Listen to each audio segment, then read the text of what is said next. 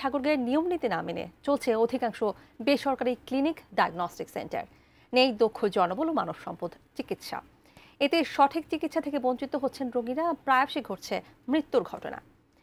বিস্তারিত জানাতে শহরের ক্লিনিক লেন এলাকা থেকে যুক্ত হচ্ছেন প্রতিনিধি এম এস আহমদ।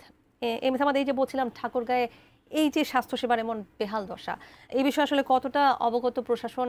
তারা কোনো ব্যবস্থা কেন নিচ্ছে না? তানিয়া, ঠাকুরগাঁয়ে এই ৫টি উপজেলার ৪টি যেহেতু সীমান্ত হয়েছে, সে কারণে একমাত্র যে চিকিৎসা সেবা কেন্দ্র সেটি হচ্ছে ২৫০ শয্যা বিশিষ্ট জেনারেল হাসপাতাল। এবং সেখানে গেলেই তো সাধারণ মানুষ যারা রোগী এবং স্বজনরা যান, তাদের একটা নেই যে কথা, এই নেই রোগে তাদেরকে কিন্তু ভুগতে হয়। অর্থাৎ সেখানে গেলেই এই কোনো কিছু নাই, চিকিৎসা পাওয়া যায় না, চিকিৎসক নাই, চিকিৎসা সংকট, ওষুধ সংকট, নানা সংকট কিন্তু ২৫০ শয্যা বিশিষ্ট জেনারেল হাসপাতালে আমরা দেখেছি। সেই কারণে মানুষের বাধ্য হয়ে কিন্তু তারা বেসরকারি যে ক্লিনিক এবং ডায়াগনস্টিক গুলো রয়েছে সেগুলোতে তারা চিকিৎসা নেবার জন্য আসেন।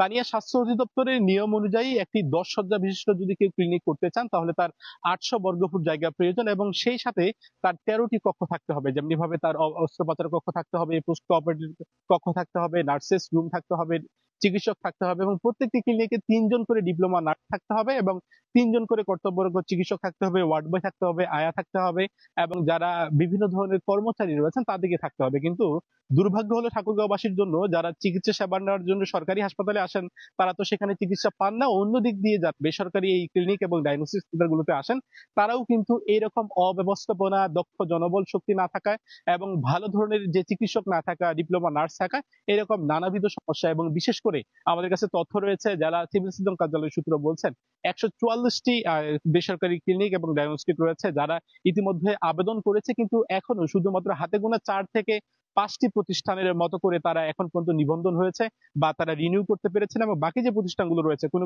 প্রতিষ্ঠান পরিবেশ অধিদপ্তরের ছাড়পত্র পাননি, কেউ বা মাদকদ্রব্য নিয়ন্ত্রণ অধিদপ্তরের ছাড়পত্র পাননি। এরকম নানা ধরনের সমস্যায় জর্জরিত হবার কারণে কিন্তু অধিকাংশ বেসরকারি ক্লিনিক এবং ডায়াগনস্টিক সেন্টার তারা তাদের অনুমোদন পাচ্ছেন না।